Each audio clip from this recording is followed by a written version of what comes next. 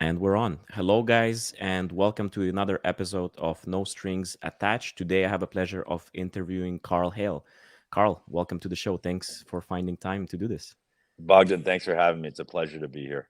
Listen, Karl, I've known you for quite a few years now, and the more I know you, the more I want to know about you. And I'm really excited to have you on the show because you have quite a story, to be honest. And I want to start from the very beginning, and maybe you can tell us, how did you start in tennis? Well, I moved from Jamaica to Canada in the 70s when I was 10 years old, and we moved to the Fairview Mall, Don Mills Shepherd area, which was basically the end of the city at that time. And there was a tennis club in the neighborhood, and we were in affordable housing because we didn't have a lot of money. I was with a single mom, and my brother was a pretty good player. He got a scholarship, and he was one of the better players in Canada. And my mom said, "Hey, in the summer, keep this kid out of trouble and take care of him." So my brother kind of mentored me as a young person, and I really looked up and admired him, and I loved tennis, so I started to play more and more in the summers. And then when I was about 14, I started to play in the winter as well. There Hmm. was a bubble that was low cost, and they let me play for free a lot of the times on open court time and 7 in the morning, 10 at night, those type of things.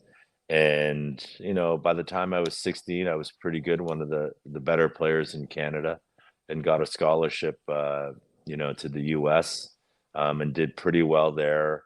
And I tried to play pro a little bit, but I wasn't competitive enough, Hmm. and I wasn't disciplined enough.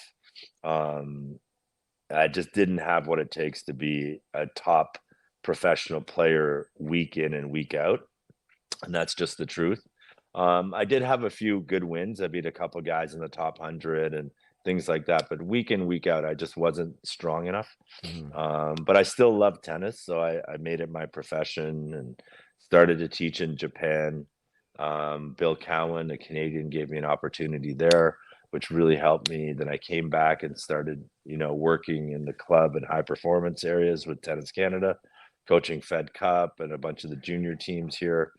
And then ran a country club for 17 years, Donalda. At the beginning, we had a really strong junior program, some nationals and provincial champions.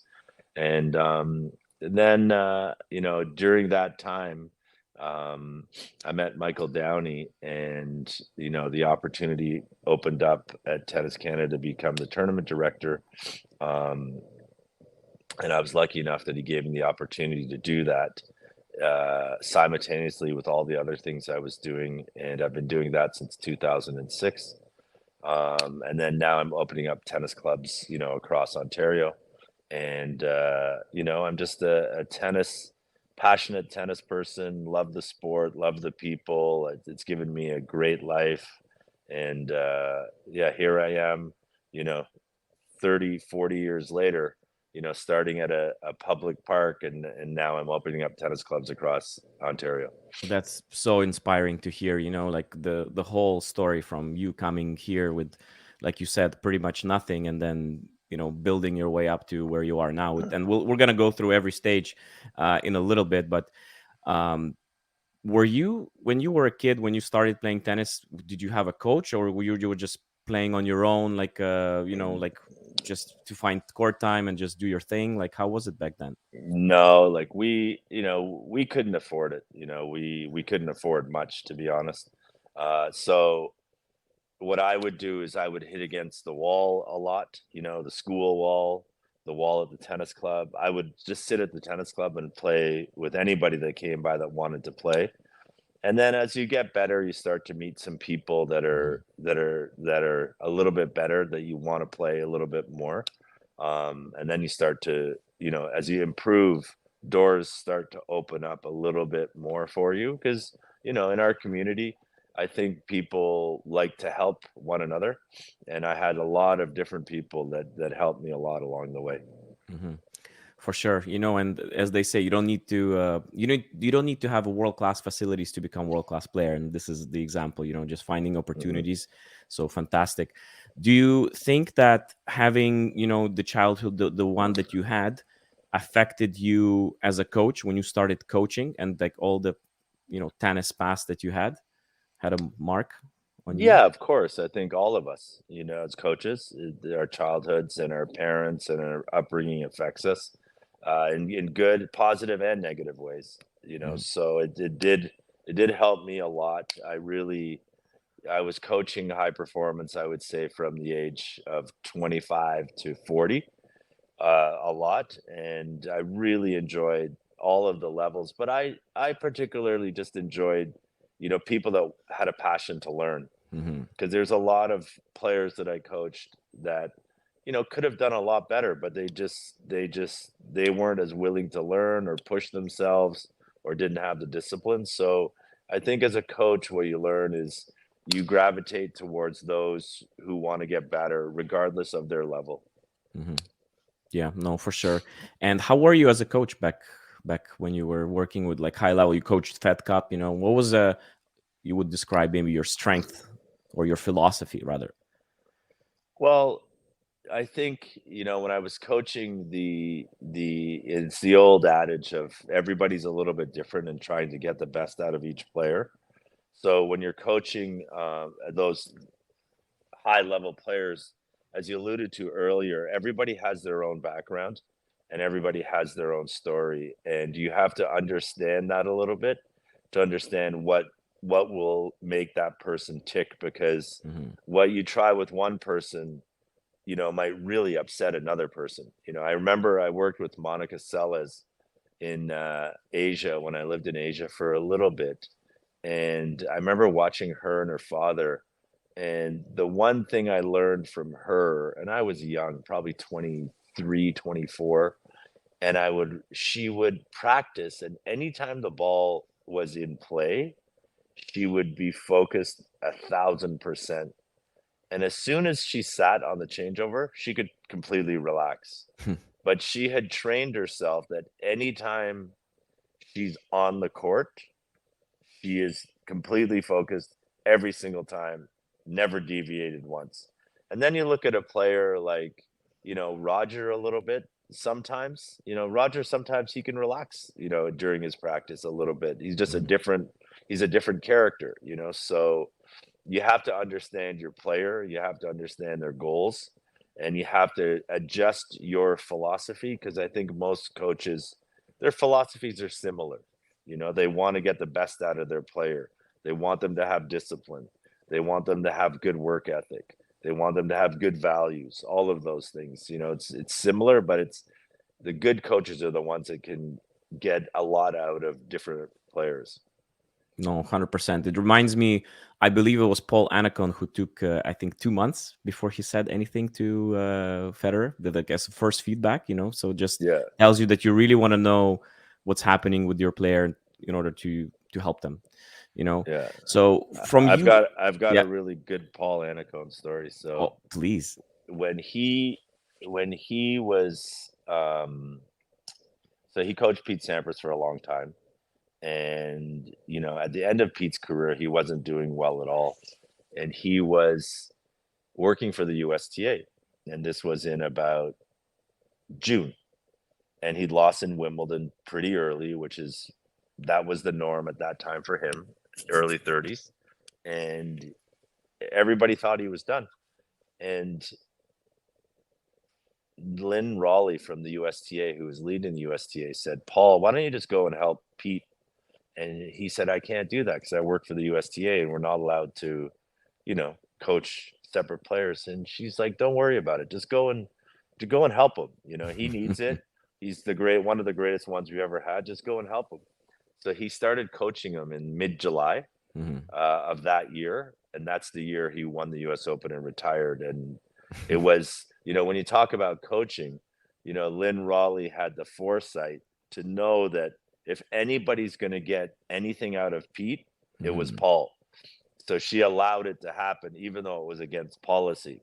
Yeah. So when you talk about coaching, that's a really good coach to see that opportunity. And without Paul, it's unlikely that he would have won the U.S. Open that year. Yeah. Well, that's pretty huge. you know, these stories kind of lead me into asking you, like, when you become a tournament director for such a huge tournament like National Bank Open, you meet different players, you know, in different scenarios. Like, is there any stories that you can share, you know, in the last 15, 16 years that you encountered from working at national banks? Any interesting stories like that? With players? Yeah.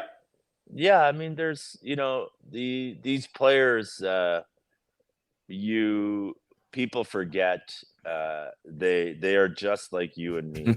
They bleed red, and their egos are fragile, and they're scared, and they're nervous, and they have all of the emotions that we do. They manage them differently, but they have all of that. And at the tournament, my very first year, I remember the night before the finals, Justine Henin um, called me from the hotel at 11 o'clock at night and said, I can't play the final tomorrow.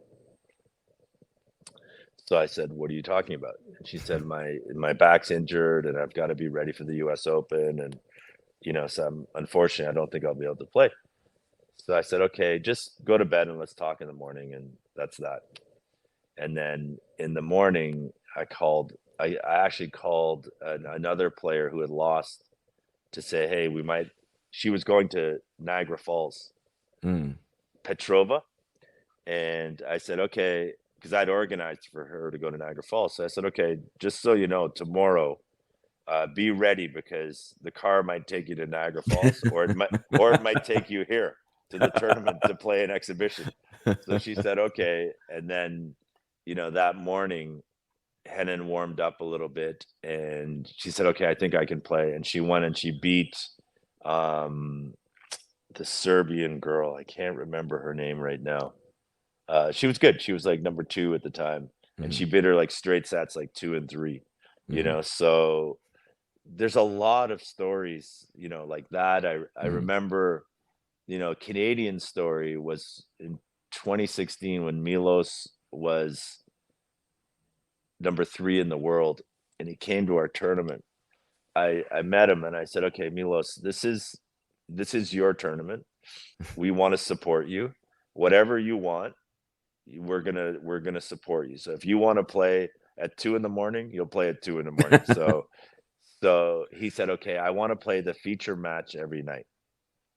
I said, that's exactly what we want as well. So you'll play feature match.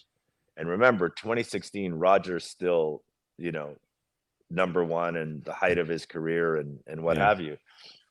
So we tell the supervisors, okay, it's Tuesday. So we say, okay, Wednesday night, Milos is playing at 7 o'clock, followed by Roger. And they said, no, no, no, no, no. You can't have Roger play the second match. He's the star. So I said, but listen, Milos is Canadian, and this is a Canadian tournament, and he doesn't get this opportunity often. So that's what's going to happen. So we have this debate for about an hour, and they're really upset, and they finally said, okay, fine. So, you know, he goes and plays Wednesday. He wins, and we're doing the schedule for Thursday. So, a group of us, Gavin Ziv and Rob Swan and myself and the supervisor say, okay, Thursday, same schedule. And they said absolutely not. They said Roger's not going to go second 2 nights in a row. So I came back and we debated. This one took,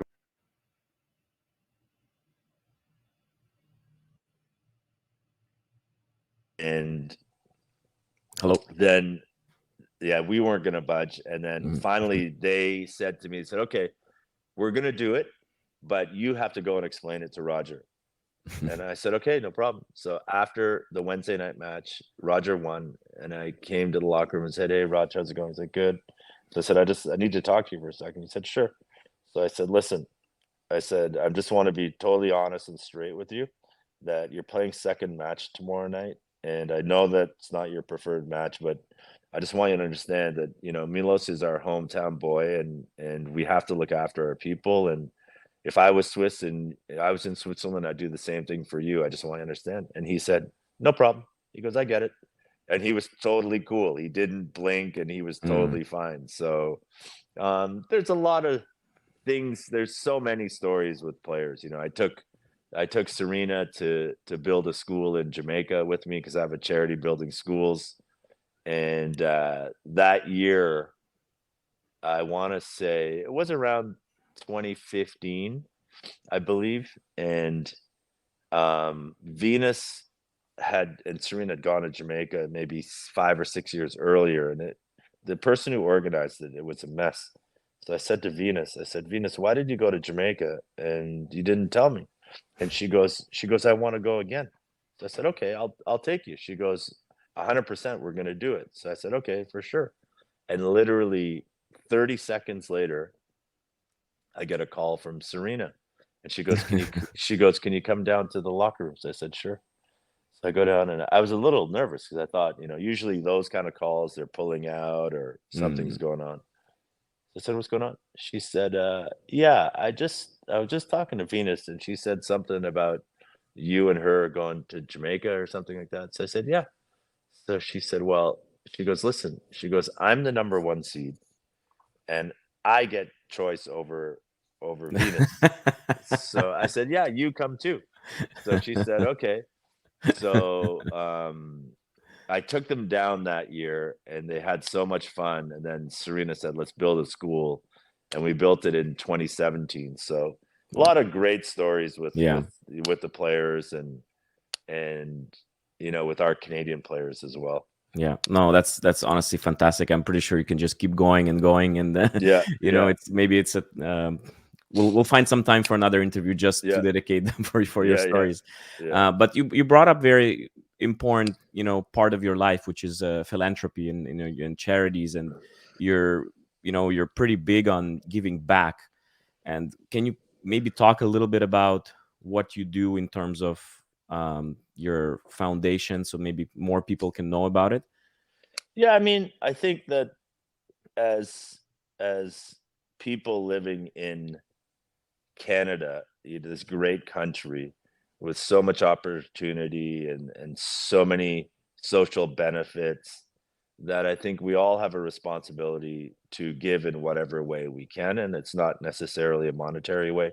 It could be your time, it could be anything you want it to be, but I think it should be a part of your makeup as a person, that you're contributing to things that are important to yourself. It could be, for yourself, Ukraine, of course, and for a lot of us, it's Ukraine. If you love animals, if you love the planet, there's so many amazing causes. So for me, um, when I started, my family and I started, you know, my career, and it was kind of doing okay, I thought of what are two things that have really helped me in my life. And tennis, of course, at the top of the list. So Daniel Nesser and I started a charity, and we did it for 10 years, and we raised millions of dollars for Tennis Canada, for the Go for Gold Fund, for the North York Hospital, because healthcare is really important. And then being from Jamaica, Jamaica, of course, that's where I was born and raised. And I played Davis Cup for Jamaica, and it's done a lot for me. So I decided to start a charity helping education in Jamaica, and we've done that for 18 years now.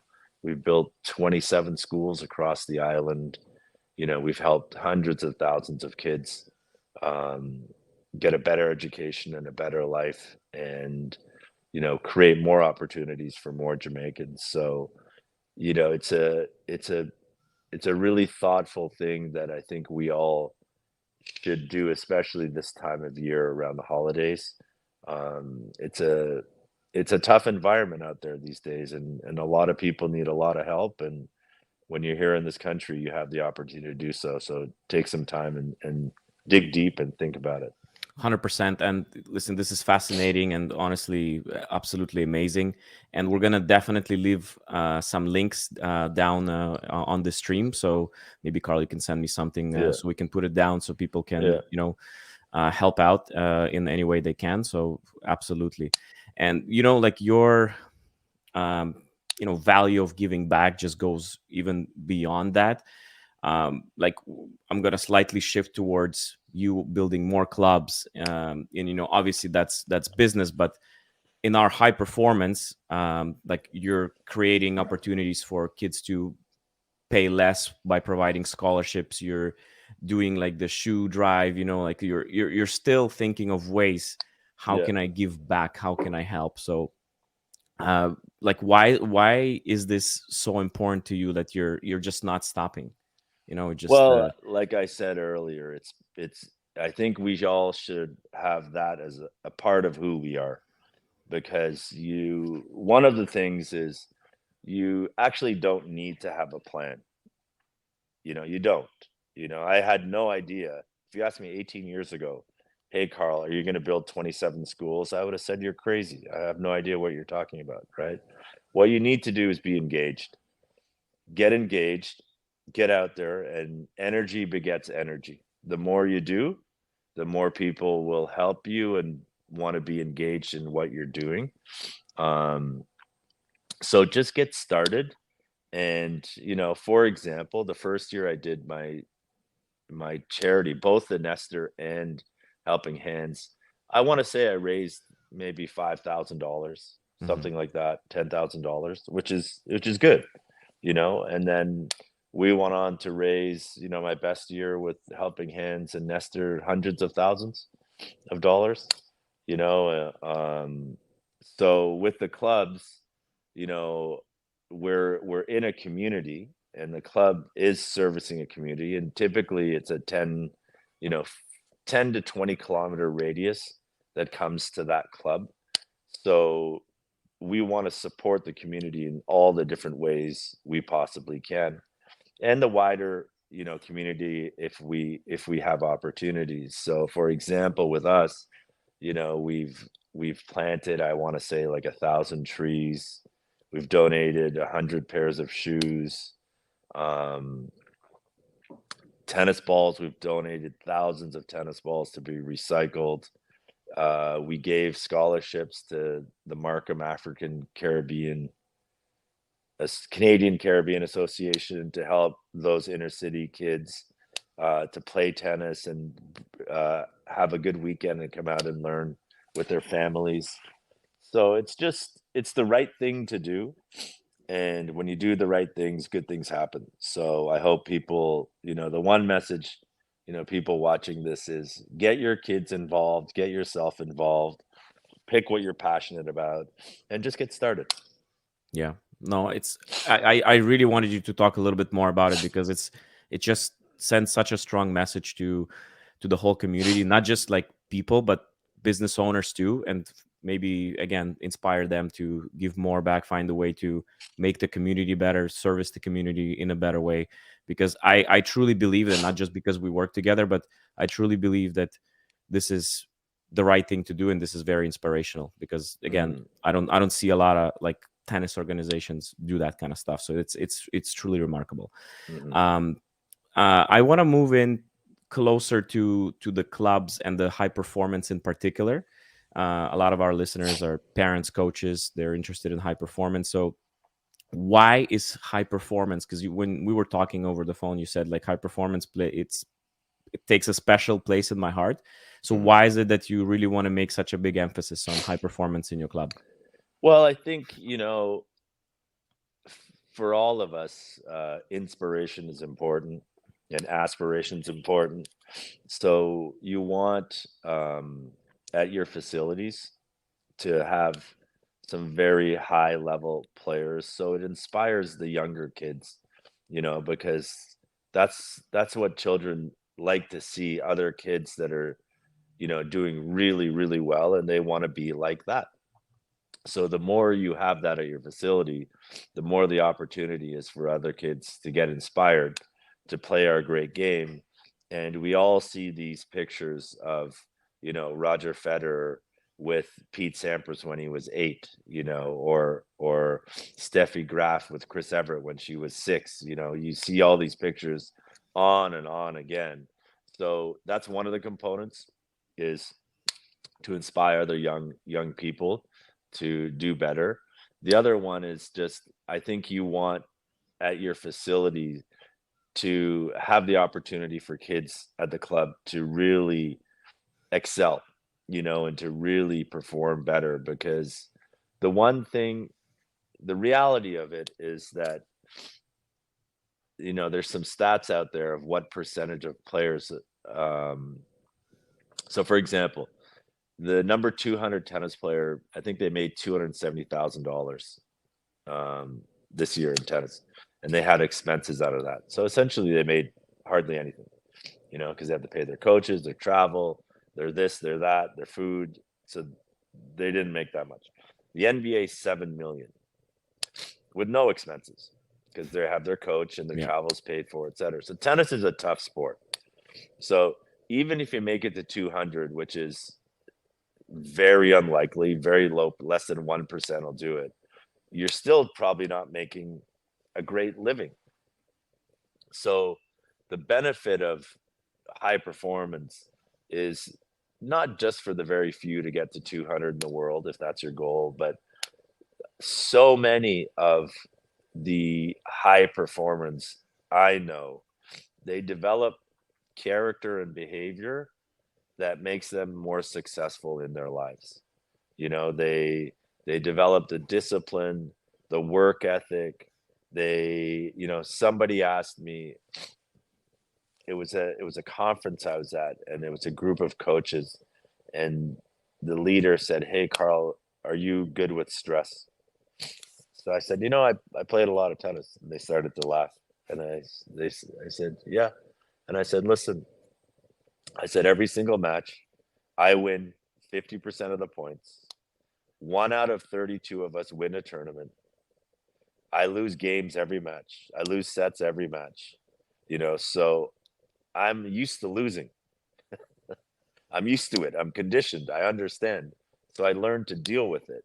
So you're these high performers, they develop these amazing values, the resiliency, dealing with stress, dealing with people.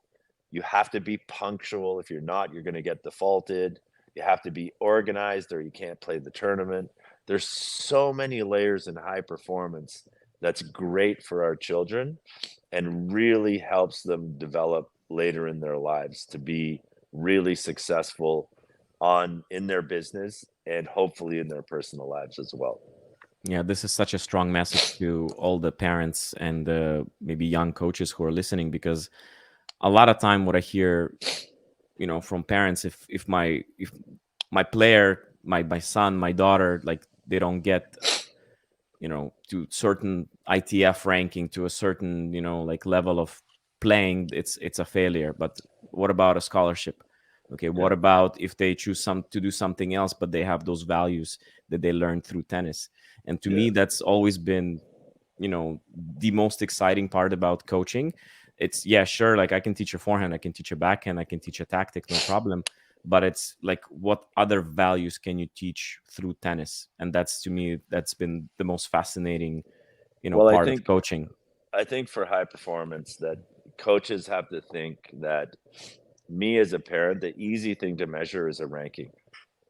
I got to 1 or I didn't. I got to 5 or I didn't. If I wanted to get to 5 and I'm 8, I didn't get the goal. So ranking is one piece. It's easy to measure. So how do you measure the other characteristics of a young person? So I think, coaches should think of how do you measure those things, which you can, you know, hey, you know, you're my student, so I say to your parents, I say, you know what, and you're 15 and you take the bus to the club, argument's sake. So I say, you know what, this term, Bogdan was on time every single practice, you know, Bogdan stayed late every single practice. Bogdan's test scores. So I think that all coaches should have in their program some testing, where they can test their physical speed because it's really easy to do those things. So hey, in this physical testing, he improved 5%. So he's working really hard. So I think that what would make life easier for both parents and coaches, is that have measures in place for character behavior and physical training and these type of things, not just the ranking. Because then as a parent, I at least I'll be appeased if I'm 8 instead of 5, but I know that the measures that I see my kids hitting them, so maybe they'll get there next in 6 months, you know? So I think a takeaway is for coaches to develop a program to make sure they measure all of these ancillary um, behaviors and training for kids so they can share it with the parent. Yeah, this is again very good message. So the clubs, yeah, the Premier Racket clubs. Mhm. Currently, we have one club in Markham, and Yeah, our high performance program is very popular there. We're sold out, and we have a lot of interesting kids, U10, U12.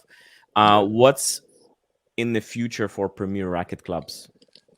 So we're opening next October, Churchill Meadows, 6 court year-round facility in Mississauga. So that'll open October 2024. So we're really excited about that. Really strong feedback in the community about it. So people are really excited about it. And then, it's not signed yet, but we have one more very large facility opening in 2025, October of Mhm. 2025. And who knows from there? We'll see, but our goal at the club, as we discussed prior, is we want to be the best in category. So we are affordable tennis. We're not a private club. We're not a commercial club, like Mayfair. We're affordable entry level tennis, but we can still offer even better programs, high performance, beginner programs, community services than all of those. We're people, so we can deliver better products than that. And I'm happy to say that in year one, we're the first club in the first year to win seasonal facility of the year by Tennis Canada, which is a testament to the team at the club and the culture at the club that we have to deliver, the best there is to offer in tennis for affordable tennis. Yeah, 100%. And as the person on the inside, you mentioned that we have our strongest asset is our people, and 100%. And this is the only thing that that matters in our business. It's through people that you deliver content and programming, and it's an absolute blast because every single person is a great person to work with. And attitude and Yeah, attitude, the attitude of self-improvement, training one another, being accountable, and just always striving to be the best that you can be. yeah, 100%. Karl, I really thank you for your time. I know you're very busy. So, again, it was a pleasure talking to you, and I wish you all the best. Thank you very much. Appreciate it. Take care.